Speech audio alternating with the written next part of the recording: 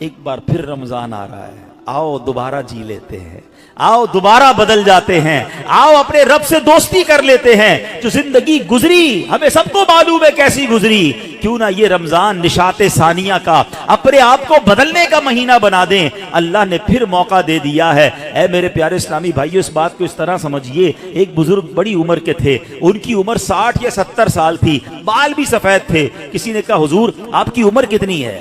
کہتے 4 سال۔ کہ حضور کیوں مذاق کر رہے ہیں، اتنی بڑی عمر ہے، آپ کے تو اپنے پوتے پوتیاں ہوں گی، آپ کہہ رہے ہیں 4 سال عمر ہے۔ کہتے ہیں بات یہ ہے کہ عمر تو بہت زیادہ ہے، بس توبہ کیے ہوئے 4 سال ہی ہوئے ہیں، اللہ سے دوستی کیے ہوئے 4 ہی سال ہوئے ہیں،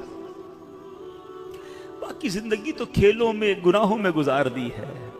اب آپ سنبھالیں تو کام اپنے سنور جائے، ہم نے تو کمائی سب کھیلوں میں گوائی ہے، پتہ نہیں ہم کب بدلیں گے، کب وہ زندگی پھر حاصل کریں گے، ورنہ زندگی کیسے گزر رہی ہے۔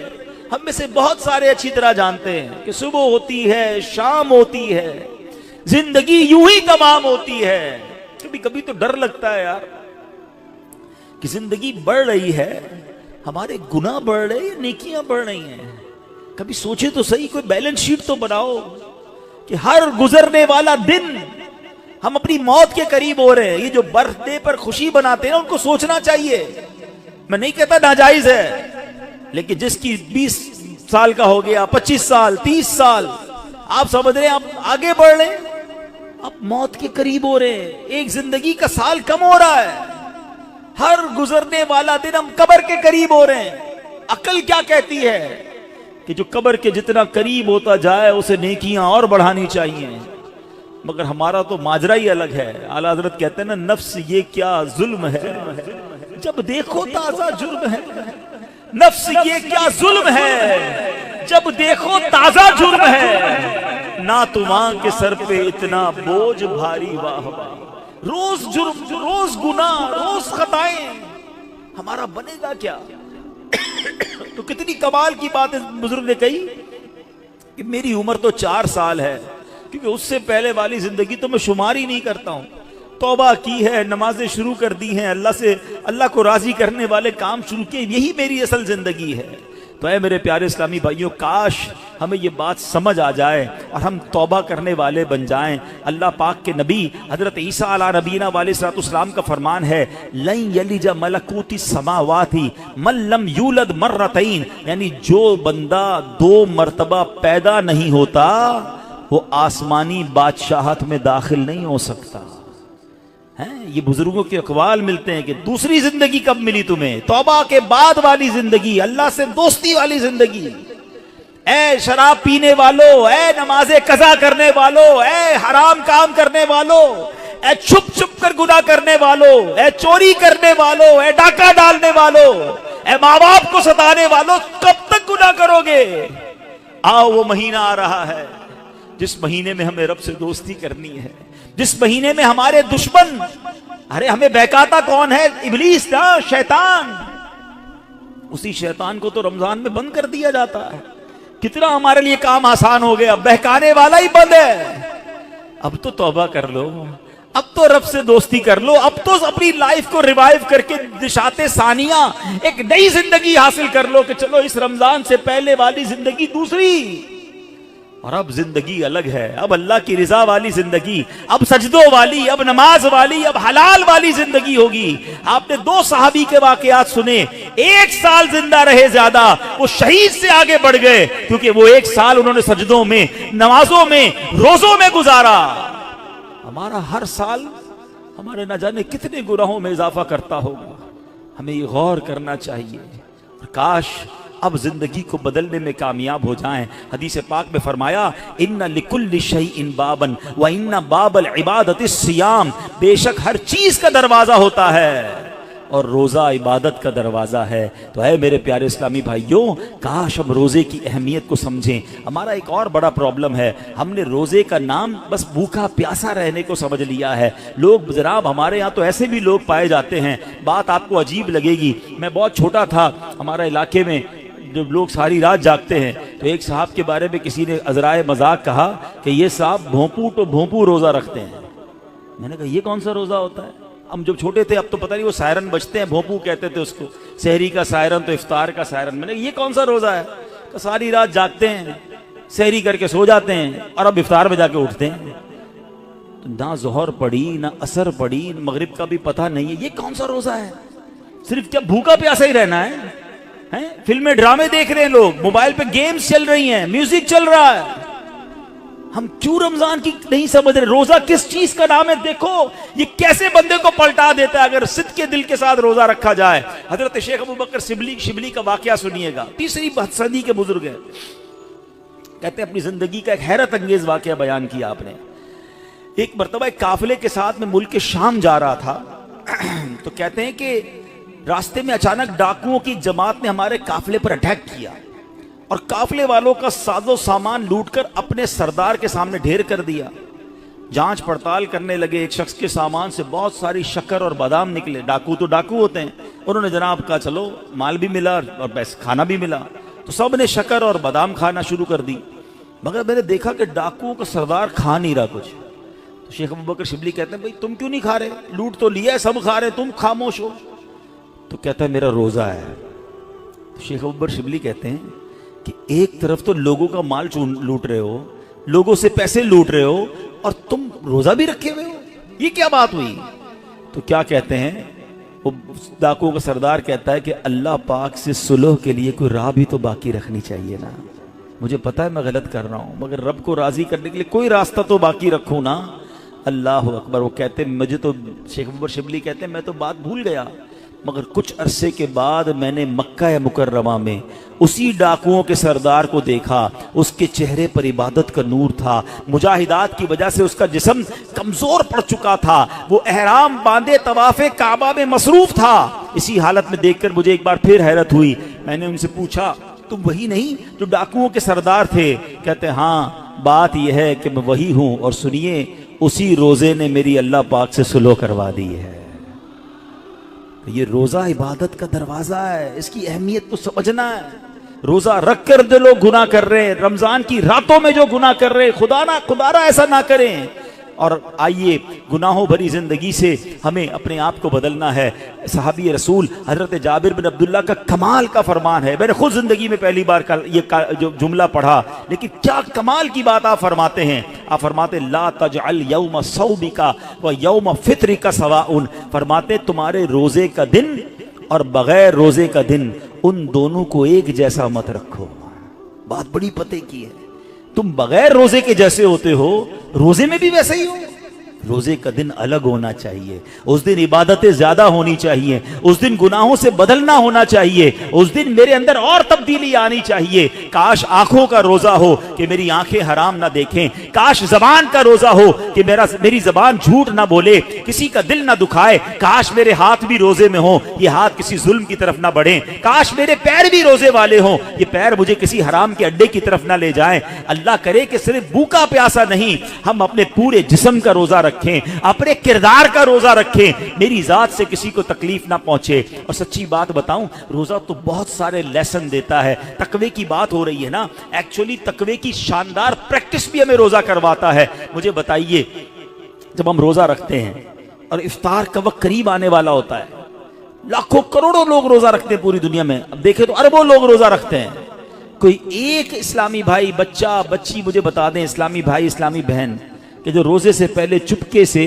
گھر میں جائے، کوئی دیکھنے والا نہ ہو اور کچھ کھانا پینا کھا لے۔ آپ کے ساتھ کئی بار ایسا ہوا ہوگا کہ افطار سے پہلے آپ گھر گئے ہوں گے، گھر میں کوئی نہیں ہے، آپ نے فریج کھولا ہوگا، کوئی ٹھنڈا شربت پڑا ہوا ہے، فروٹ کٹا ہوا ہے، گھر میں پانی کا جگ بھی پڑا ہوا ہے، آپ کو پیاس بھی لگ رہی ہے، گھر میں کوئی بھی نہیں ہے، کوئی ایک ایسا ہے جس نے چپکے سے پانی پی لیا ہو۔ جب کوئی نہیں دیکھ رہا، بھائی کیوں نہیں پیا آپ نے؟ تو آپ کیا جواب دیں گے؟ کون دیکھ رہا ہے؟ اللہ دیکھ رہا ہے۔ ایسا ہی ہے نا؟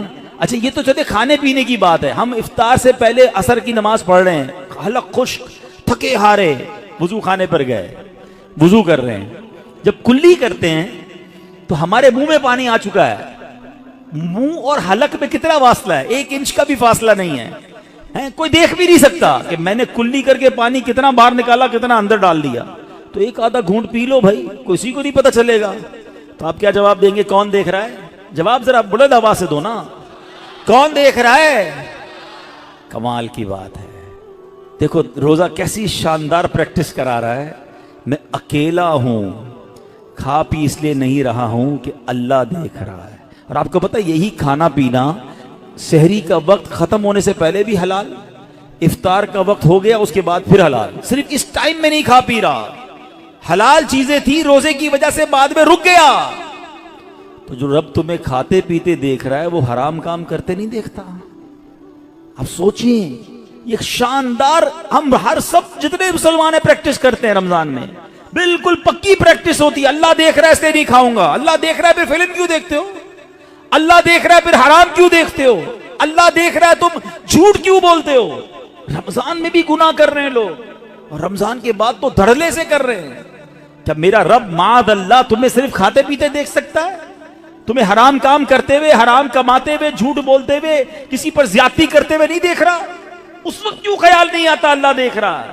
اس کا مطلب یہ ہوا کہ اللہ کی رحمت سے ہمیں پریکٹیکلی تقوی کی پریکٹس کرائی جاتی ہے رمضان میں, تاکہ ہم تگڑے ہو جائیں, ہم روحانی طور پہ مضبوط ہو جائیں. شیطان کو بند کر دیا جاتا ہے, لیکن جیسی شیطان آزاد ہوتا ہے, جو مسجد صبح و شام بھری رہتی ہے وہ خالی ہو جاتی ہے جناب. پھر غلط گناہوں کے کام شروع ہو جاتے ہیں. کیوں؟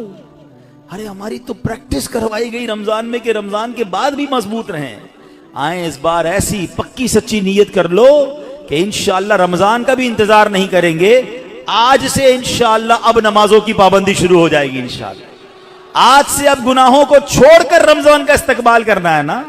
اب میں آپ کو بتاتا ہوں میرے آقا رمضان کیسے گزارتے تھے. ایک عاشق رسول کے لیے تو سب سے بہتر طریقہ تو پیارے آقا کا رمضان ہے نا, جن کے صدقے رمضان ملا ہے, جن کے صدقے یہ ماہ ملا ہے.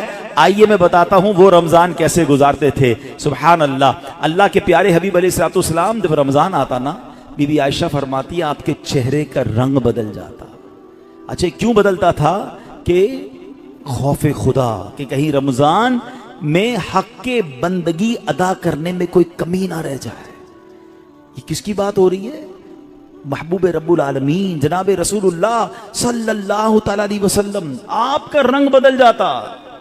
کیا کبھی ایسا ہوا کہ رمضان میں ہمارے چہرے کا رنگ بدلے, کہ ہم ڈر جائیں کہ یا اللہ رمضان تو مل گیا, کہیں اس کا ادب کر سکوں گا کہ نہیں؟ ٹینشن ہی کسی کو نہیں ہے, فکر ہی کوئی نہیں ہے. نبی پاک کا یہ انداز تھا. پھر پیارے آقا علیہ الصلوۃ والسلام, اچھا پھر جو رمضان کی بے حرمتی کرتے ہیں نا, جو رمضان کی راتوں میں گناہ کرتے ہیں, ماد اللہ رمضان کی قدر نہیں کرتے, وہ بھی ذرا ایک واقعہ سن لیں. علامہ ابن جوزی رحمۃ اللہ تعالی لکھتے ہیں, اللہ پاک کے آخری نبی رسول مقبول علیہ الصلوۃ والسلام نے فرمایا میرے پاس جبریل امین حاضر ہوئے. عرض کی یا رسول اللہ صلی اللہ تعالی علیہ وسلم, قیامت میں ایک نوجوان کو لایا جائے گا, وہ غمگین ہوگا, رو رہا ہوگا, فرشتے اس کو لوہے کے گرزوں یعنی آئرن راڈ سے اسے ہانک رہے ہوں گے. وہ نوجوان 1000 سال تک الامان الامان پکارتا رہے گا, لیکن اس کو امان نہیں دی جائے گی. پھر اس نوجوان کو 1000 سال کے بعد رب قہار کی بارگاہ میں پیش کیا جائے گا. اللہ پاک فرشتوں کو حکم دے گا کہ اسے منہ کے بل جہنم میں ڈال دو. جبریل امین کا بیان سن کر رسول اکرم صلی اللہ تعالی علیہ وسلم نے فرمایا اے جبریل یہ کون ہوگا؟ عرض کیا حضور وہ آپ کا ایک امتی ہوگا. فرمایا اس کا گناہ کیا ہوگا؟ اس کا گناہ کیا ہوگا؟ عرض کی یا رسول اللہ صلی اللہ تعالی علیہ وسلم یہ وہ بدنصیب ہے جس کی زندگی میں رمضان المبارک تو تشریف لایا مگر توبہ و استغفار کی بجائے ماہ رمضان کو اس نے گناہوں میں گزار دیا. رمضان میں گناہ نہیں کرنے, یہ بات سمجھ لو. آج میرے پیارے اسلامی بھائیوں بات بڑی سمجھنے والی ہے. مجھے ایک بات بتائیں, کوئی کہیں بھی گناہ کرے, گناہ ہوتا ہے, غلط ہے, مگر کوئی مکہ پاک میں جا کے گناہ کرے, حدود حرم میں جا کے گناہ کرے, ایک گناہ 1,00,000 گناہ کے برابر ہو جاتا ہے, سزا زیادہ ہو جاتی ہے. آپ کی مسجد کے باہر روڈ پہ کھڑے ہو کے معاذ اللہ کوئی گالی نکالے حرام, لیکن مسجد کے اندر آ کر نکالے, آپ کیا کہیں گے؟ خدا کا خوف کرو اللہ کے گھر میں. تو اسی طرح کچھ مقام کی اہمیت ہوتی ہے, کچھ وقتوں کی اہمیت ہوتی ہے, کچھ مہینوں کی اہمیت ہوتی ہے. رمضان ہمیں بخشوانے آیا ہے, اور اگر رمضان میں بھی گناہ ہوں گے تو اللہ کے غضب کو دعوت دینے والی بات ہے. حدیث پاک کا مضمون ہے کہ جو رمضان میں ایک گناہ کرے گا اس کے 1 سال کے اعمال برباد کر دیے جائیں گے. اب اس پہ ڈرنا ہوگا, ہمیں اس کی پریکٹس کرنی ہوگی. اچھا ایسا تو ہے نہیں کہ جیسے ہی رمضان کا چاند نظر آئے گا میری جناب جتنی بھی گناہوں کی عادتیں وہ آٹومیٹکلی بند ہو جائیں گی. جس کی جھوٹ بولنے کی عادت ہے، جس کی حرام دیکھنے کی عادت ہے، جس کی لڑائی کرنے کی عادت ہے، جس کی معاذ اللہ برے کام کرنے کی عادت ہے، وہ رمضان میں کیسے بچائے گا اپنے آپ کو؟ تو ابھی سے اپنے آپ کو بچانا شروع کر دیں، پریکٹس شروع کریں اور اپنا ذہن بنا لو. آپ کچھ بھی ہو جائے میں نے انشاءاللہ گناہ نہیں کرنا ہے. رمضان میں اپنے آپ کو گناہوں سے بچانا ہے. میرا موبائل اگر گناہوں کی طرف لے جاتا ہے مجھے موبائل نہیں چاہیے. میں بھلے وہ چھوٹا والا موبائل لے لوں یا کم از کم یہ پیجز اور یہ بہت سارے جو سافٹ ویئر اپنے موبائل سے نکال دوں، کیونکہ کہیں میرا موبائل ہی مجھے گناہ نہ کروا دے. مجھے نہیں کھولنا ٹی وی اگر میرے ہاتھ سے ریموٹ ہاتھ میں آتا ہے اور میں کچھ غلط چیز دیکھتا ہوں. مدنی چینل دیکھیں، سبحان اللہ. ہر اس دوستی سے، ہر اس کمپنی سے، ہر اس صحبت سے مجھے بچنا ہے کہ جہاں بیٹھتا ہوں تو غیبتیں ہوتی ہیں، جہاں بیٹھتا ہوں تو جناب گناہ ہوتے ہیں. مجھے نہیں جانا بھائی. ایک گناہ اور ایک سال کے اعمال برباد. پتہ چلا لوگ رمضان میں نیکیاں کر کے بخشش پا رہے ہوں اور میں اپنی بری عادتوں کی وجہ سے مار کھاؤں. یہ بہت سخت عذاب ہے. دیکھیں آپ نے سنا نا کہ 1000 سال تک وہ الامان الامان پکارتا رہے گا مگر اس کی پکار نہیں سنی جائے گی. ایک اور واقعہ آپ نے سنا ہوگا، امیر اہل سنت نے فیضان رمضان میں لکھا کہ مولا علی شیر خدا کرم اللہ تعالی وجہ الکریم نے ایک مردے کے حالات دیکھے، اسے آگ میں جلایا جا رہا تھا. وہ پکارنے لگا، اے علی مجھے بچائیے، میری سفارش کیجئے. مولا علی شیر خدا ہیں، اللہ کی بارگاہ میں عرض کرتے مولا اس کو بخش دے. ارشاد ہوتا ہے اے علی تو آپ اس کی سفارش نہ کریں. کہ یا اللہ کیا وجہ ہے؟ کہ یہ وہ شخص ہے جو رمضان میں روزے تو رکھتا تھا مگر رمضان کی رات گناہوں سے باز نہیں آتا تھا. مولا علی کو سفارش سے روک دیا گیا. بہرحال آپ سوچیں یہ تو روزے رکھ کر گناہ کرنے والے کا حال ہے. جو روزہ ہی نہیں رکھتا اس کا کیا ہوگا؟ تو خدا را یہ مہینے میں قدر کرنی ہے. یہ مہینہ میری اور آپ کی بخشش کے لیے آیا ہے. یہ ہمارے اعمال نامے کو بہت زیادہ انشاءاللہ امپروو کرنے کے لیے آیا ہے. اللہ کرے کہ ہم اس مہینے کے بارے میں سوچیں. ایک اور انداز میرے آقا کا کیا تھا، بی بی عائشہ صدیقہ رضی اللہ تعالیٰ عنہا فرماتی ہیں جب رمضان کا مہینہ تشریف لاتا تو پیارے آقا علیہ الصلوۃ والسلام عبادت پر کمر باندھ لیا کرتے. نبی پاک عبادت تو ویسے بھی بڑی فرمایا کرتے تھے مگر رمضان میں اسپیشل میرے آقا علیہ الصلوۃ والسلام اور زیادہ عبادت کرتے، نوافل بڑھا دیتے، ذکر و اذکار بڑھا دیتے، دعائیں بڑھا دیتے. تو ہمیں بھی رمضان میں پلان کرنا ہے کہ میں نے انشاءاللہ تلاوت قرآن کرنی ہے، میں نے رمضان میں اتنے نوافل پڑھنے ہیں، میں نے انشاءاللہ اتنے درود پڑھنے ہیں. میں نے آپ فضول کاموں سے بچنے لگ جائیں، آپ کی ویسے ہی ٹائم میں بڑی برکت ہو جانی ہے. اچھا رمضان المبارک میں پیارے آقا کا ایک اور انداز، نبی پاک رمضان میں 20 رکعت تراویح پڑھتے تھے. یاد رہے کچھ لوگ 20 رکعت میں ڈنڈی مار رہے ہوتے ہیں، وتر بھی ادا فرماتے، 20 رکعت پوری ادا فرماتے. پیارے آقا نے 20 رکعت تراویح نبی پاک نے نماز تراویح با جماعت پابندی سے ادا نہ فرمائی، صرف 2 دن ادا کی اور پھر سبحان اللہ ہم پر کتنی بڑی مہربانی کی. آپ فرماتے کہ اگر اس پر پابندی کی گئی تو فرض ہو جانے کا اندیشہ ہے، میری امت کے لیے دشوار ہو جاتی، اس لیے آپ نے جماعت کی پابندی نہ فرمائی. البتہ 20 رکعتیں نبی پاک نے پڑھی اور پھر آپ کے بعد حضرت عمر رضی اللہ تعالیٰ عنہ نے باقاعدہ 20 رکعت نماز تراویح کی جماعت کا اہتمام کیا. تو آج پوری دنیا میں مسلمان تراویح پڑھتے ہیں مگر وہ لوگ ایک نیا ٹرینڈ چلا ہے، 3 روزہ تراویح، 5 روزہ تراویح، 7 روزہ تراویح. غلط نہیں ہے یہ، مگر اس میں ایک احتیاط یہ کرنی ہے کہ جو بھی لوگ یہ انتظام کرتے ہیں وہ حافظ صاحب سے بھی کہہ دیں اور حافظ صاحب سے بھی میری گزارش ہے کہ پراپر قرآن پڑھیں. ہم قرآن سننے کے لیے جمع ہوتے ہیں، کوئی ایوارڈ نہیں چاہیے. اتنا آپ ماشاءاللہ 4 پارے بھی پڑھ رہے ہیں اور 10 بجے فارغ بھی کر رہے ہیں، بڑے اسپیڈ میں پڑھتے ہیں. وہ اسپیڈ میں پڑھ رہے ہیں، قرآن پڑھنے کا ثواب مل بھی رہا ہے کہ نہیں؟ ٹھیک ہے نا، کچھ سمجھ ہی نہیں آ رہا تلاوت کیا ہو رہی ہے. تو یہ کوئی ریس نہیں لگی ہوئی، اللہ کا کلام ہے، اس کے آداب ہیں، اس کی جناب کوئی طریقہ کار ہے، اس کی پروناؤنسیشنز ہیں. بعض اوقات مخارج کی غلطی اور صحیح طریقے سے نہ پڑھنا ثواب کی بجائے گناہ ہوتا ہے. تو پڑھنے والے بھی احتیاط کریں اور ایسی جگہ ہی جا کر پڑھیں کہ جہاں صحیح معنوں میں صحیح تلفظ کے ساتھ تلاوت ہوتی ہو. لیکن اگر کوئی 3 روزہ 5 روزہ 7 روزہ تراویح پڑھتا ہے ٹھیک ہے، اگر صحیح تلاوت ہوئی اور آپ کی نماز ہو گئی اوکے، عاشقان رسول کے ساتھ آپ نے پڑھی ماشاءاللہ. لیکن اس کا مطلب یہ نہیں کہ آپ نے 3 روزہ ختم قرآن کر لیا، 5 روزہ ختم قرآن کر لیا، پورا مہینہ چھٹی ہو گئی. چاند رات تک، جب تک چاند نظر نہیں آتا اس سے پہلے آپ نے روزانہ تراویح پڑھنی ہے. سنت موقدہ ہے. کچھ لوگ سمجھتے تراویح نہیں پڑھی تو کوئی گناہ نہیں ہے، نہیں، تراویح سنت موقدہ ہے. سیدی اعلیٰ حضرت فرماتے ہیں سنت موقدہ کے ترک کی عادت بنا لینا گناہ ہے. اور میں نے آپ کو پہلے بتایا آج بیان کے شروع میں ہر سجدے پر 1500 نیکیاں ہیں. تو سستی تو کرنی نہیں ہے. 20 رکعتوں کے بعد تراویح کے وتر کے بعد نفل بھی پڑھنے, اللہ کرے سحری میں اٹھے تو تہجد بھی پڑھیں, ہر سجدے پر نیکیاں ہیں. تو ہمیں تو اور عبادت کرنی ہے, نہ کہ عبادت سے جی چرانے کے, دور بھاگنے کے فارمولے اختیار کریں. نبی پاک کا ایک اور بڑا پیارا انداز, میرے آقا جب جبریل امین پیارے آقا کے پاس آتے نا تو نبی پاک جبریل امین کے ساتھ قرآن کا دور فرمایا کرتے.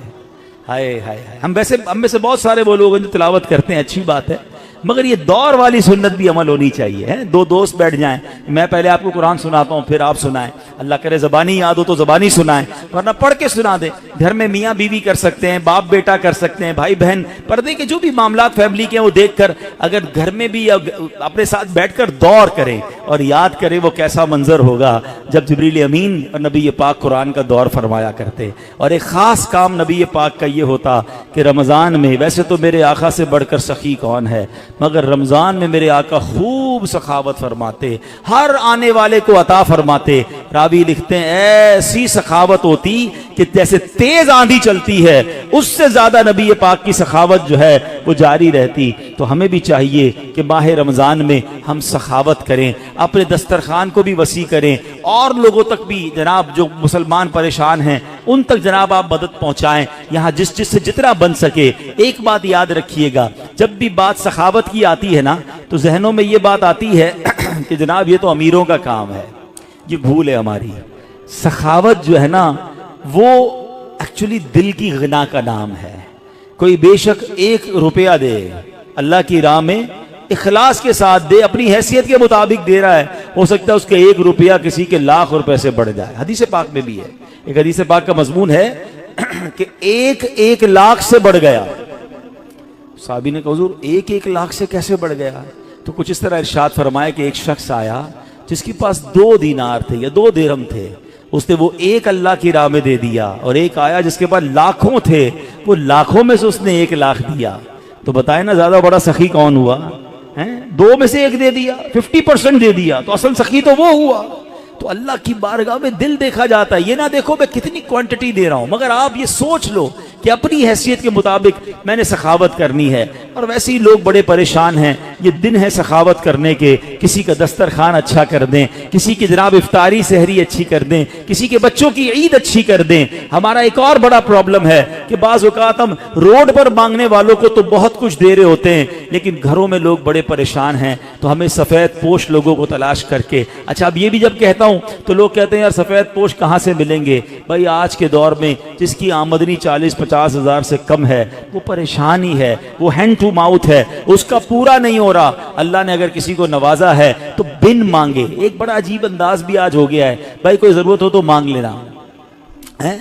کہاں سے مانگے گا جس نے ساری زندگی جمعے کی نماز پڑھ کے خود ہی کچھ نہ کچھ چندہ دیا تھا, اب اس کے پیسے کم ہو گئے ہیں, وہ کیسے مانگے گا؟ کبھی مانگا ہی نہیں اس نے. اب کیوں کسی کو مانگنے پر مجبور کر رہے ہیں کہ مجھ سے مانگ لینا میں دے دوں گا؟ نہیں, مجھے اور آپ کو رب بن مانگے دے رہا ہے. ہم لوگوں کو کہہ رہے ہیں ہم سے مانگے. ہم خود دیکھ لینا, ہمارے ملازمین میں, ہمارے پڑوسیوں میں, ہمارے رشتہ داروں میں جو اس لیول کے لوگ ہیں, اور اگر اللہ نے آپ کو دیا ہے تو بن مانگے دینے کی عادت ڈالیں. خوشی خوشی ان کے گھر پہ سامان بھجوا دیں, راشن بھجوا دیں, کیش بھجوا دیں. ان کے چہرے پہ مسکراہٹ آپ دیکھیے گا. کبھی زندگی میں وہ نہیں مانگیں گے, وہ قرضہ لے لیں گے مگر کبھی کسی سے مانگیں گے نہیں, کیونکہ مانگنا ان کو کبھی آیا ہی نہیں. اللہ ان کو کبھی مانگنے کی نوبت میں نہ لائے, اللہ ہمیں بھی نہ لائے. اللہ سے ہم دعا کرتے ہیں کہ اے مولا ساری زندگی دینے والا بنائی رکھنا, کبھی مانگنے کی نوبت نہ آئے. اللہ ہاتھ اوپر والا عطا فرما, کبھی پھیلانے والا ہاتھ عطا نہ فرما. اللہ کے آگے ہاتھ پھیلائیں گے, اللہ کبھی مخلوق کے سامنے یہ نوبت نہ لائے. لیکن ہمیں بھی یہ خیال رکھنا چاہیے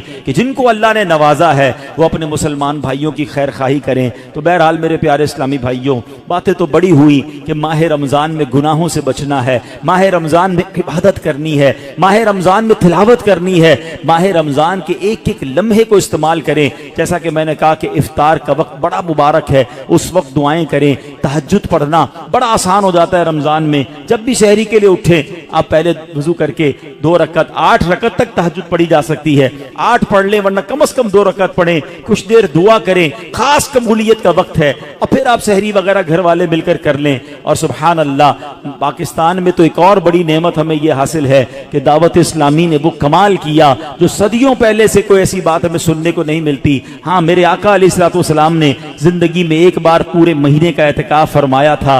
अल्लाह सलामत रखे मेरे पीरो मुर्शिद को। क्या शानदार तरीका दिया है कि जिससे मुमकिन हो कि मुझे रमजान में गुनाह नहीं करने, जो ये चाहता है कि पूरा रमजान में बरकतों वाला पालूं, तो क्या शानदार फॉर्मूला दिया कि पूरे महीने का एहतिकाफ दावत इस्लामी ने कई सालों से शुरू किया हुआ है, और हजारों हजार इस्लामी भाई दुनिया भर में पूरे महीने के एहतिकाफ में बैठते हैं। और आलमी मदनी मरकज के एहतिकाफ की तो क्या बात है, दुनिया के कितने मुल्कों से लोग आते हैं, और किबला शेख तरीक़त अमीर अहले सुन्नत भी वहाँ जलवा फरमा होते हैं। तो आप में से जिनसे बन पड़े जिंदगी में कोई एक रमज़ान तो ऐसा हो कि हम पूरा महीना अल्लाह के घर में बैठ जाएं, और फिर एहतिकाफ की तो क्या शान है। नबी पाक फरमाते हैं, मन इअतकफ़ा ईमानन व एहतिसाबन गुफ़िर लहू मा तक़द्दमा मिन ज़ंबिही। आका फरमाते हैं, जो ईमान की हालत में सवाब हासिल करने के लिए एहतिकाफ करे, उसके पिछले सारे गुनाह मुआफ़ कर दिए जाते हैं।